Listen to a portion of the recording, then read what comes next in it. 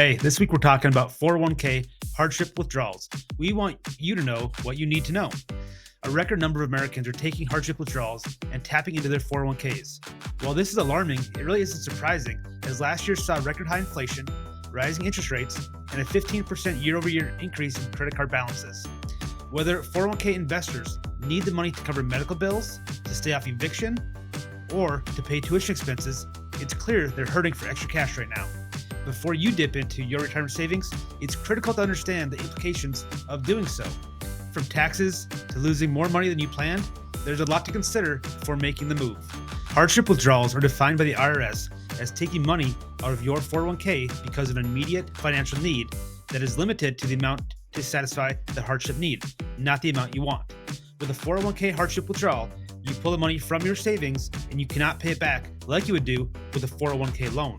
Whether you qualify for hardship withdrawal depends on certain circumstances deemed to be immediate and heavy and limited to the amount necessary to satisfy the financial need, defined by the IRS as a hardship. These include certain medical expenses, costs related to the purchase of a principal residence, excluding mortgage payments, tuition and related educational fees and expenses, payments necessary to prevent eviction from or foreclosure on a principal residence, burial or funeral expenses, and certain expenses for the repair of damage to the employee's principal residence that would qualify for the casualty deduction under IRC Section 165.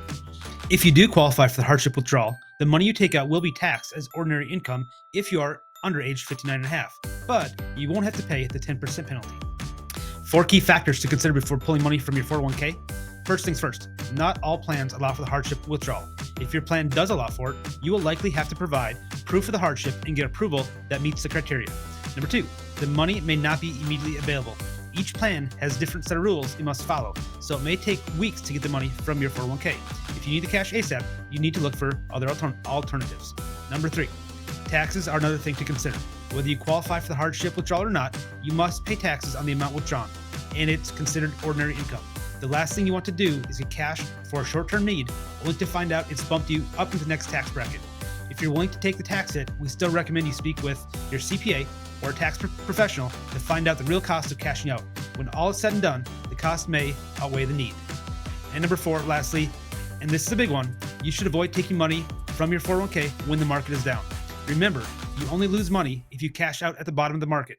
Taking a 401k withdrawal when the market is low means you have to take a larger percentage of your account for the withdrawal. There are alternatives to a 401k hardship withdrawal.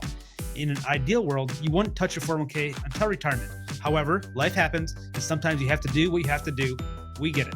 Here are a few alternative options to the 401k hardship withdrawal should you need money to cover an emergency. For medical expenses, there are numerous companies that provide financing options, such as Credit Care. Or for qualified medical expenses, you can use your HSA savings. Now, for housing and living expenses, you can tap into other non-retirement savings, such as brokerage accounts. You could take money from your Roth IRA. You could take out a home equity line of credit. Because you use your home as collateral, you may get a better interest rate and a longer payback. You could take out an unsecured personal loan to get you through. You could apply for a 0% credit card, put the money on that card, and then pay it off interest-free before the interest-free program period expires. You could ask family or friends for a personal loan. If you go this route, don't just borrow the money, make it more formal so that you take the emotion out of it. Draw up a contract with a payment schedule, then stick to it. Another option is to take out a 401k loan. With a 401k loan, you borrow money from yourself and you have to pay it back with interest, typically within 5 years of taking the loan.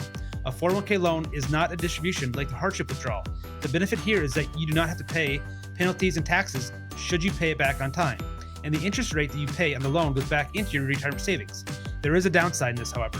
In the event you lose your job or quit, you'll be forced to pay back the loan in full before tax day the following year. If you can't pay it back on time, the loan will be treated as an early withdrawal, and the unpaid loan balance will be considered a taxable distribution.